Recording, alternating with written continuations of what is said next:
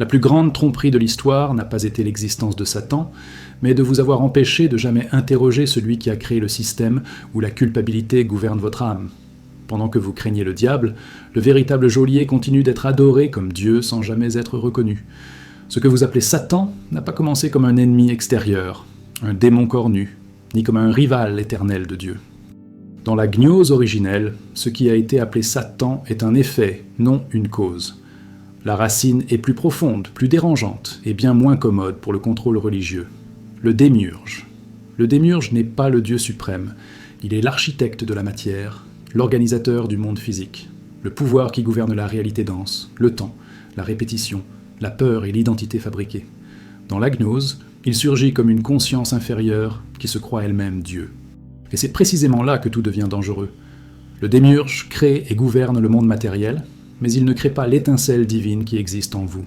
Cette étincelle provient du plérôme, le royaume de la plénitude, de la source véritable. Le conflit n'est pas entre Dieu et l'homme. Il est entre la vérité et le faux Dieu qui se fait passer pour l'absolu. Le démiurge gouverne par l'ignorance. L'ignorance dans la gnose n'est pas l'absence d'information, c'est l'oubli de sa propre origine, c'est ne pas savoir qui l'on est, c'est confondre l'identité avec le corps, l'âme avec le personnage, la conscience avec la peur. La figure de Satan, dans la Bible, naît comme un instrument de ce système. Satan signifie adversaire, accusateur. Il ne crée pas le mal, il accuse, sépare, culpabilise, divise. Il opère à l'intérieur de la logique du démiurge. Maintenant, l'être humain prisonnier de la culpabilité, de la peur du châtiment, de l'obéissance aveugle. L'erreur fut de transformer l'instrument en origine. Lorsque vous croyez que Satan est la source du mal, vous ne questionnez jamais celui qui a créé le système où la culpabilité fonctionne. La gnose déchire ce voile et révèle que le véritable geôlier n'est pas le tentateur, mais l'architecte de la prison. Le démiurge gouverne par des lois rigides, par des récompenses et des punitions, par la peur de l'enfer et la promesse d'un salut futur. Il ne cherche pas à éveiller les consciences, il veut maintenir l'ordre. C'est pourquoi, dans les textes gnostiques, il est décrit comme arrogant, aveugle à ses propres limites, déclarant « Je suis Dieu, et il n'y en a pas d'autre que moi ». Cette phrase n'est pas une expression de puissance, mais d'ignorance absolue de la source. Les archontes, forces qui exécutent sa volonté, ne sont pas des monstres mythologiques. Ce sont des structures psychiques, sociales et spirituelles qui renforcent l'oubli. Ils opèrent à travers l'esprit conditionné, la répétition automatique, l'identification à l'ego. L'ego, ici, n'est pas l'estime de soi. L'ego est la fausse identité qui se croit séparée du tout. Lorsque la Bible fut organisée, cette cosmologie fut mutilée. L'idée d'un Dieu créateur imparfait fut effacée parce qu'elle libérait trop. Un être humain qui comprend que le monde matériel n'est pas gouverné par la source suprême, mais par une conscience inférieure, cesse de craindre le système. Il cesse d'obéir par peur. Il cherche la connaissance directe. Et la connaissance, dans la gnose, n'est pas une croyance. C'est la gnose, l'expérience vivante de la vérité. C'est pourquoi le Christ gnostique ne vient pas sauver par le sacrifice. Il vient éveiller par la révélation. Il ne renforce pas la culpabilité. Il détruit le mensonge de la séparation. Satan devient alors le bouc émissaire parfait. Tout ce qui opprime, contrôle et asservit est projeté sur lui, tandis que le démiurge demeure invisible, adoré comme Dieu unique. Voilà le plus grand tour de passe-passe. Tant que vous combattez le mauvais ennemi, le système reste intact. Le démiurge n'a pas besoin d'être malveillant au sens humain. Il lui suffit de maintenir l'ignorance. Un monde où les gens ne savent pas qui ils sont est un monde facile à gouverner. Un monde où l'âme croit être née déchue, impure et condamnée, a besoin de médiateurs, de temples, de dogmes et d'autorité. Ce n'est pas de la spiritualité. C'est une administration de la peur. La gnose ne vous demande pas de haïr le monde, mais de ne pas confondre le monde avec la vérité. Le démiurge règne là où il y a identification totale à la matière. La libération commence lorsque l'étincelle divine se souvient d'elle-même. Ce n'est pas une rébellion extérieure, c'est une lucidité intérieure. C'est comprendre que le Dieu qui exige la peur n'est pas la source. C'est comprendre que la voix qui accuse en vous n'est pas divine. C'est comprendre que la prison n'est pas à l'extérieur, mais dans la croyance qu'il n'existe rien au-delà d'elle. Et lorsque cela commence à devenir clair, quelque chose tremble à l'intérieur du système, car le démiurge perd son pouvoir à l'instant précis où vous cessez de confondre autorité et vérité. Et si ce que vous avez toujours appelé Satan n'était que la face visible de quelque chose de bien plus ancien et plus profond? Et si le véritable choc n'était pas de découvrir un ennemi, mais de réaliser que l'on vous a maintenu à distance de votre propre origine? Et si le plus grand secret n'avait jamais porté sur le mal, mais sur la peur que vous vous éveilliez à ce que vous êtes réellement? Le démiurge n'a pas besoin que vous croyiez en lui consciemment. Il opère bien mieux lorsqu'il est confondu avec Dieu lui-même. C'est là le point le plus critique de la gnose. L'erreur n'est pas d'adorer, mais d'adorer le mauvais principe en croyant qu'il est absolu. Lorsque l'être humain projette la source suprême sous la forme d'un législateur nerveux, vengeur et contrôlant, il décrit le démiurge sans le savoir. La véritable divinité n'exige pas la soumission, car elle ne gouverne pas par la peur. Le démiurge gouverne par la loi, par l'ordre rigide, par la répétition, par le temps linéaire qui enferme la conscience dans un début, un milieu et une fin. Il règne tant que vous croyez être né pour obéir et non pour vous souvenir. La Bible, telle qu'elle a été organisée, transforme la peur en vertu. La crainte de Dieu est présentée comme sagesse. Mais dans la gnose, la peur est le premier signe de séparation d'avec la source. Là où il y a peur, il y a ignorance. Le démiurge s'en nourrit, car la peur fixe la conscience dans la matière. Un être qui craint la mort ne cherche jamais la vérité, il cherche seulement la sécurité. C'est ainsi que le système se maintient. Il n'est pas nécessaire d'user de violence lorsque l'esprit est domestiqué. Il n'est pas nécessaire de chaînes lorsque l'identité a déjà été façonnée. Le démiurge n'emprisonne pas les corps, il emprisonne les perceptions. Satan, en tant qu'accusateur, renforce ce mécanisme. L'accusation engendre la culpabilité. La culpabilité engendre la soumission. La soumission engendre la dépendance. Ce cycle n'est pas spirituel, il est psychologique et énergétique. La gnose a toujours été claire. Le véritable ennemi n'est pas le tentateur extérieur, mais l'ignorance intérieure. Lorsque l'être humain accepte le récit selon lequel il est faible, déchu et indigne, il abdique sa souveraineté spirituelle. Et un être qui renonce à sa propre souveraineté a besoin de sauveurs, d'intermédiaires et de systèmes de contrôle.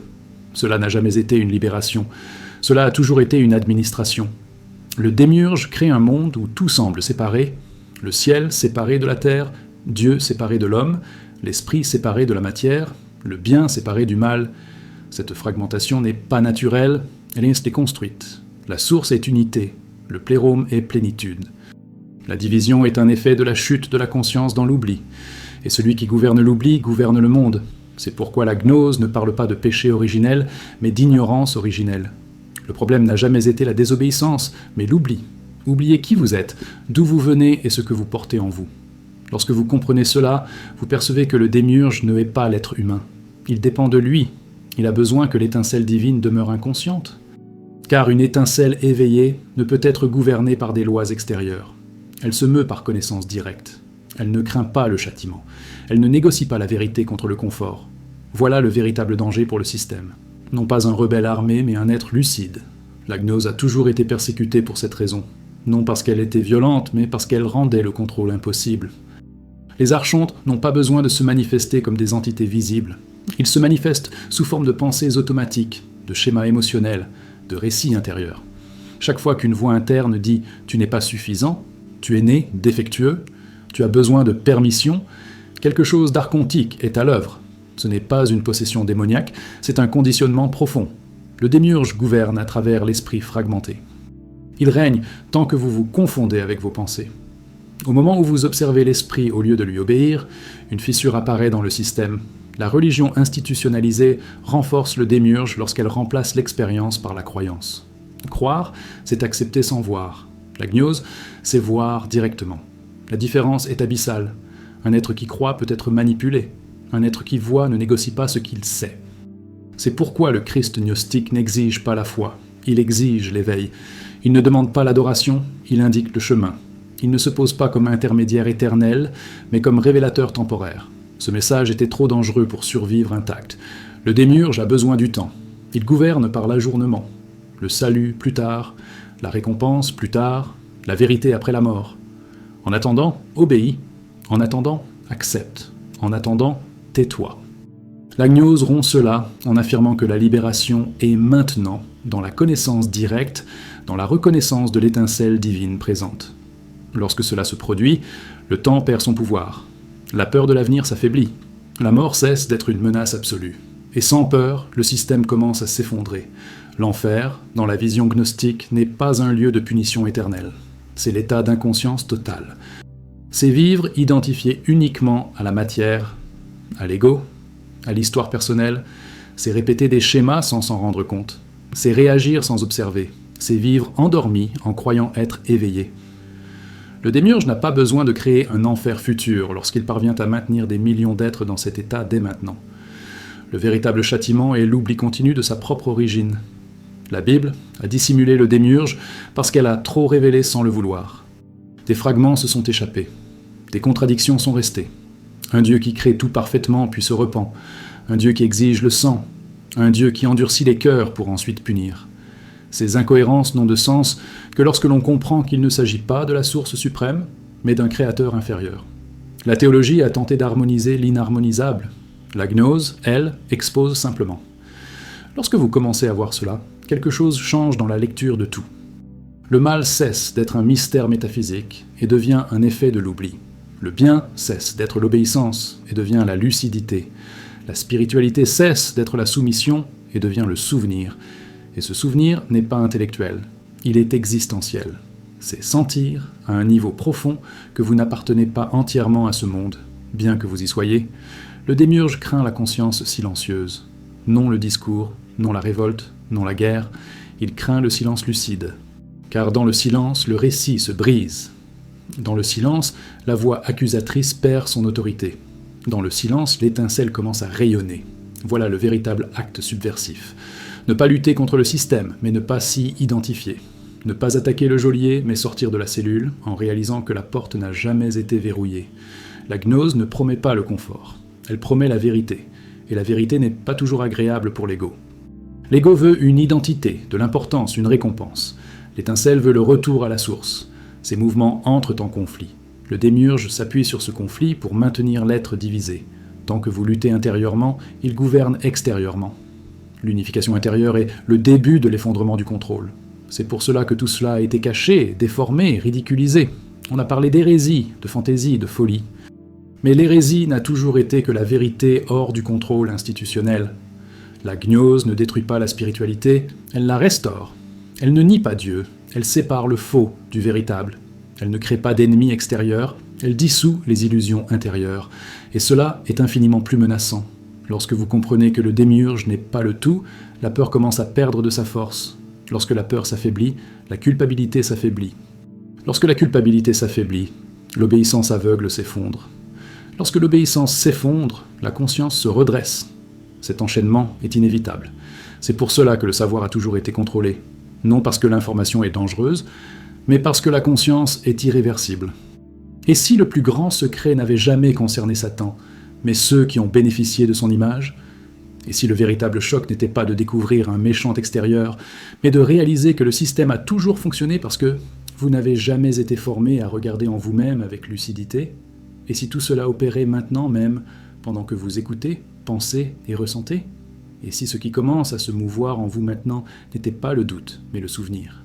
Le démiurge ne gouverne pas seulement les temples ou les systèmes religieux, il gouverne la manière dont vous vous percevez à l'intérieur de la réalité. Il s'infiltre dans l'idée du « moi », dans la sensation d'être quelqu'un de séparé, limité, né petit, face à un Dieu lointain. Cette sensation n'est pas naturelle, elle est construite. L'étincelle divine ne se ressent pas comme séparée, elle se reconnaît comme partie de la source. Le démiurge doit briser ce souvenir pour exister en tant qu'autorité. Plus vous vous sentez petit, plus il paraît grand. Plus vous vous sentez indigne, plus il semble nécessaire. Le mensonge le plus efficace du démiurge n'a pas été de créer le mal, mais de se faire passer pour le bien absolu. Lorsque tout ce qui existe lui est attribué, il ne reste plus aucun espace pour le questionnement. Questionner devient un péché. Penser devient une rébellion. Connaître devient un danger. La gnose a été étouffée précisément parce qu'elle enseignait à distinguer. Distinguer le créateur du monde matériel de la source suprême. Distinguer l'obéissance de la conscience. Distinguer la foi aveugle de la connaissance directe. Cette différenciation démantèle le système de l'intérieur. Satan, dans ce cadre, devient un outil psychologique puissant. Il concentre la peur sur une figure extérieure. Pendant que vous craignez un ennemi invisible, vous ne percevez pas la prison visible. Pendant que vous luttez contre le mal, vous ne voyez pas la structure qui définit ce qui est bien et ce qui est mal. Le démiurge n'a pas besoin que vous aimiez Satan, il a seulement besoin que vous ne regardiez jamais au-delà de lui. La distraction est le mécanisme de contrôle spirituel le plus efficace jamais créé. Le démiurge crée des récits de mérite. Vous n'êtes digne que si vous obéissez. Vous n'êtes sauvé que si vous suivez des règles. Vous n'êtes accepté que si vous vous niez vous-même.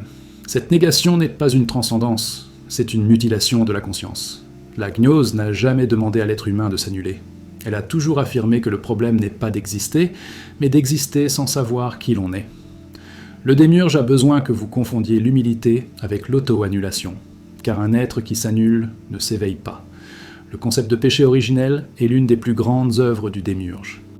Il installe la culpabilité avant même l'expérience. Vous naissez déjà fautif, déjà redevable, déjà condamné. Cela crée une dépendance structurelle. Un être qui croit être brisé dès la naissance ne cherche jamais la vérité en lui-même. Il cherche une réparation extérieure. La gnose démontre cela en affirmant que l'étincelle divine n'est jamais tombée, ne s'est jamais corrompue, n'a jamais été souillée. Ce qui est tombé, c'est la conscience dans l'ignorance.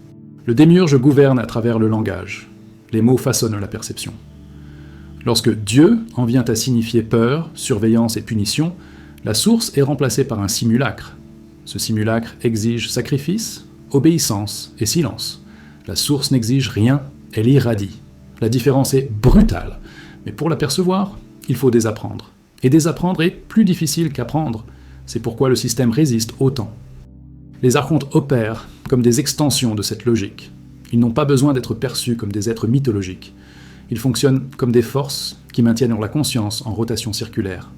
Pensée répétitive, émotion automatique, réaction prévisible. Chaque fois que vous réagissez sans en avoir conscience, quelque chose d'archontique a gagné. Chaque fois que vous vous identifiez totalement à votre histoire personnelle, le démiurge renforce sa position. La libération commence à l'instant où vous observez sans vous confondre. Le Christ gnostique n'est pas venu fonder une religion, mais briser l'illusion du démiurge. C'est pourquoi il parle de connaître la vérité et non d'y croire. C'est pourquoi il dit que le royaume est à l'intérieur et non à l'extérieur. Ces phrases ont été spiritualisées, adoucies, neutralisées, mais dans le contexte gnostique, elles sont explosives. Elles affirment que l'autorité ne réside pas dans le système, mais dans la conscience éveillée.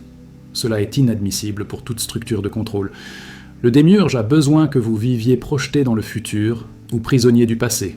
Le maintenant est trop dangereux. Dans le maintenant, sans récit, sans culpabilité accumulée, sans promesse future, l'étincelle commence à pulser. Dans le maintenant, la peur perd de sa force. Dans le maintenant, le système n'a rien à quoi s'accrocher. C'est pourquoi tout est toujours plus tard. Le salut plus tard, la justice plus tard, la récompense plus tard. Le report est la menotte invisible. Lorsque la gnose parle d'éveil, elle ne parle pas de devenir spécial, élu ou supérieur. Elle parle de se souvenir. Ce souvenir est simple et dévastateur. C'est percevoir que vous n'êtes pas seulement un corps, un nom, une histoire et un rôle social. C'est percevoir qu'il existe en vous quelque chose qui observe tout cela. Cet observateur n'est pas né, ne vieillit pas, ne craint pas la mort. Le démiurge perd son pouvoir exactement à cet endroit, car il ne gouverne que ce qui est temporel. La peur de la mort est le pilier central de la domination démiurgique. Un être qui craint de disparaître accepte n'importe quoi pour continuer d'exister. La gnose ne nie pas la mort du corps, mais révèle que la conscience ne s'y réduit pas.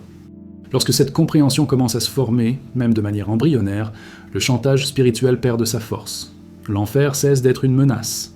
Le châtiment éternel perd son sens. Et sans cela, le contrôle s'affaiblit. Le démiurge transforme la spiritualité en moralité rigide. Tout devient règle. Tout devient juste ou injuste. Tout devient surveillance. La gnose transforme la spiritualité en lucidité. Il ne s'agit pas de suivre des codes, mais de voir clairement. Un être lucide agit de manière alignée naturellement, non par peur, mais par compréhension. Cela ne peut pas être contrôlé par des lois extérieures. C'est pour cela que cela a été étouffé. La Bible, lue sans la gnose, paraît incohérente. Un Dieu aimant et un Dieu cruel coexistent. Un Dieu qui libère et un Dieu qui a servi. La théologie tente d'expliquer, de justifier, d'harmoniser. La gnose identifie simplement « ce n'est pas le même principe ». L'un est la source, l'autre est le démiurge. Cette simple distinction résout des siècles de contradictions, mais ouvre un abîme impossible à refermer par le dogme. Le démiurge se renforce lorsque vous confondez l'autorité spirituelle avec le pouvoir institutionnel. Temple, fonction, titre et hiérarchie remplacent l'expérience directe. La gnose a toujours été intime, silencieuse, intérieure. Elle n'a pas besoin de scène, elle n'a pas besoin de permission, elle n'a pas besoin d'intermédiaire permanent. Cela menace toute structure qui vit de la médiation entre l'humain et le divin. Chaque fois que la vérité commence à émerger, le système réagit en la qualifiant d'hérésie, de blasphème ou de folie. Cette réaction n'est pas nouvelle. Elle est automatique. La gnose a été enterrée non parce qu'elle était fausse, mais parce qu'elle était trop claire. Elle pointait directement le centre du problème. Et celui qui pointe le centre ne peut être toléré longtemps. Le démiurge n'est pas détruit par la haine, il est dissous par la conscience. La haine est encore une réaction, encore un emprisonnement émotionnel. La conscience est observation. Lorsque vous observez, l'engrenage perd de sa force. Lorsque vous ne réagissez pas automatiquement, quelque chose se brise. Le système dépend de la prévisibilité. Un être prévisible est gouvernable. Un être lucide est imprévisible. Tout cela n'est pas une théorie lointaine. Cela opère maintenant, dans la manière dont vous interprétez vos émotions, vos pensées, votre relation à Dieu, à la culpabilité, à la peur et au salut. Le démiurge n'est pas seulement dans les textes anciens, il est dans la structure invisible de l'esprit conditionné. C'est là que se déroule la véritable bataille, silencieuse, constante, quotidienne. Et si le véritable éveil n'était pas d'acquérir quelque chose de nouveau, mais de retirer couche après couche de mensonges, jusqu'à ce qu'il ne reste que ce qui a toujours été là? Et si ce qui commence à déranger maintenant n'était pas la confusion, mais l'effondrement d'un ancien récit? Et si la question qui surgit en vous n'était pas de la curiosité, mais la mémoire qui tente de revenir? Et si, à mesure que vous écoutez, vous percevez de plus en plus que cela ne sonne pas comme quelque chose d'appris, mais comme quelque chose de reconnu? Le démiurge ne se maintient pas par la force, mais par la confusion.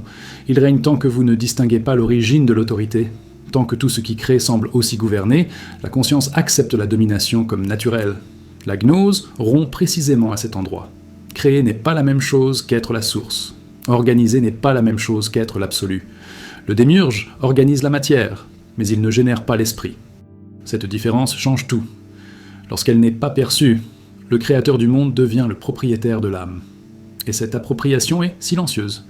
La plus grande victoire du démiurge a été de transformer la prison en normalité. Le monde en vient apparaître comme le seul plan possible. La matière devient le centre, le temps devient un tyran, le corps devient l'identité, la mort devient la menace suprême. Dans ce scénario, toute promesse de salut futur devient une monnaie d'échange. La peur fait le reste. La gnose appelle cela une hypnose cosmique. Ce n'est pas que l'être humain soit mauvais, c'est qu'il est endormi.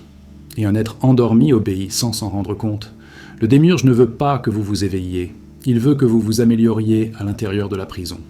Être un prisonnier plus moral, plus productif, plus obéissant. C'est pourquoi tant de doctrines se concentrent sur le comportement et non sur la conscience. Ajustez-vous, adaptez-vous, acceptez. Améliorez l'ego. Rien de tout cela ne menace le système. Un ego spiritualisé reste un ego. Un ego moral reste un ego. L'éveil n'améliore pas la cellule, il révèle la cellule.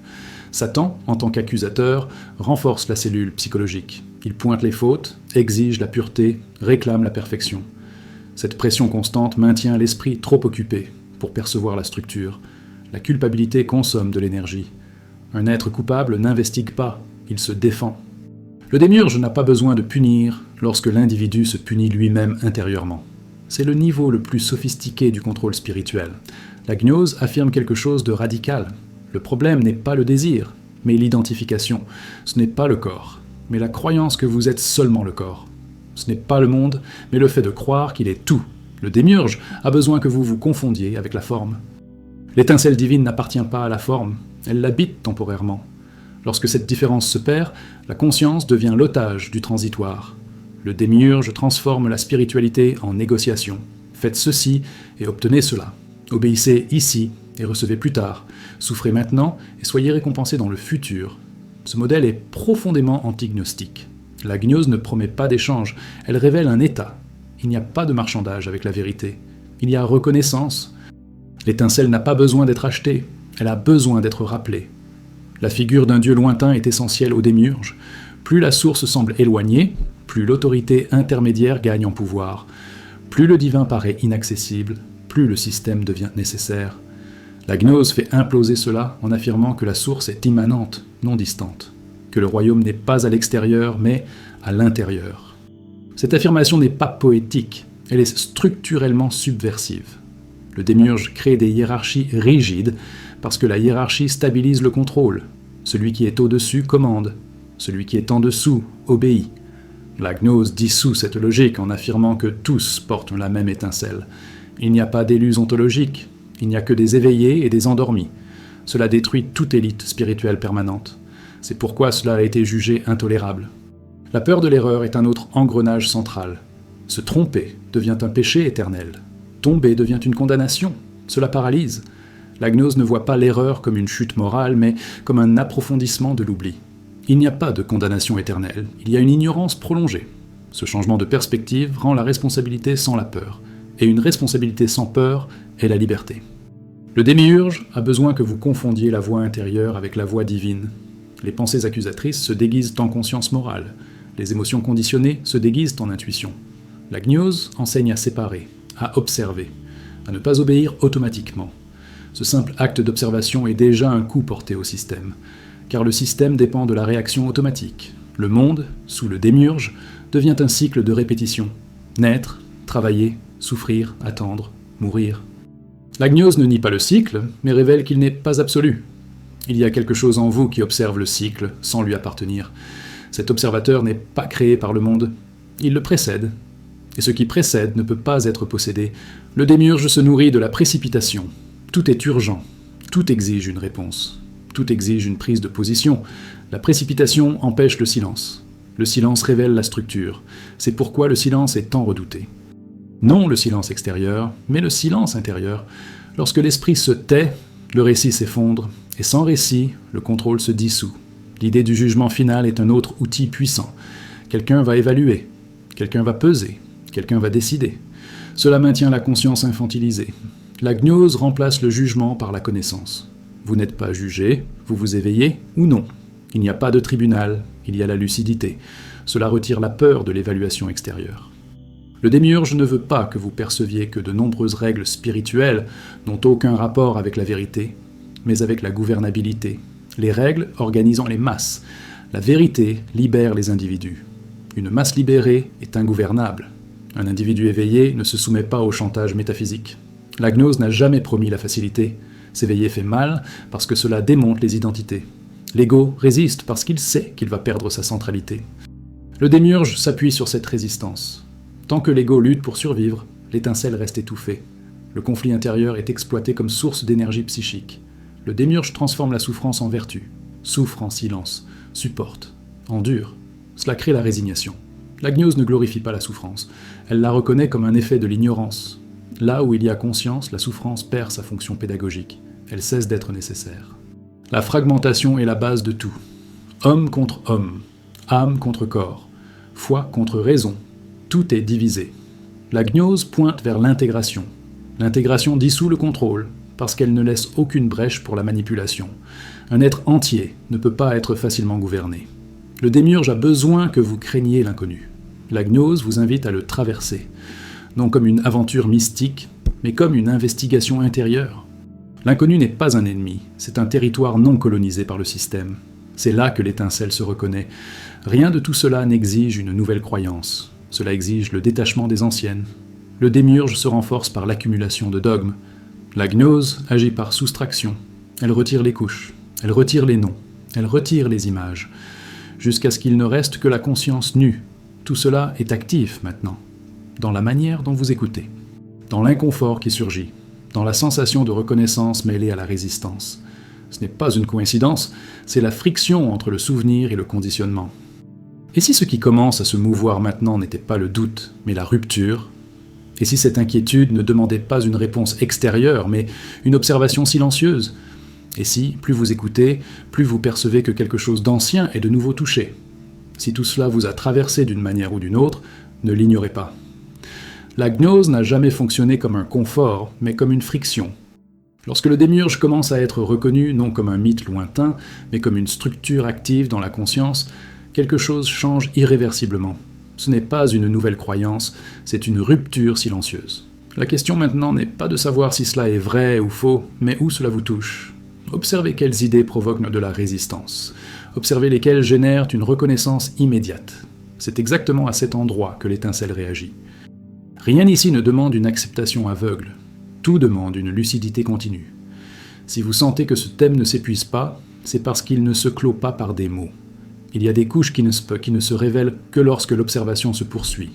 Et plus vous observez, plus vous percevez que le conflit n'est pas à l'extérieur, mais entre ce qui se souvient et ce qui résiste.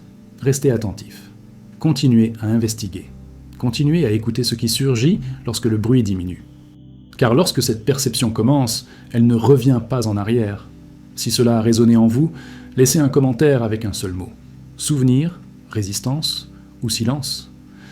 Dans les prochains contenus, nous approfondirons la manière dont le démiurge opère dans l'esprit moderne, dans l'ego spirituel et dans la religion actuelle, sans fantaisie et sans dogme. Si cela vous a davantage dérangé que réconforté, vous êtes exactement au bon endroit pour continuer.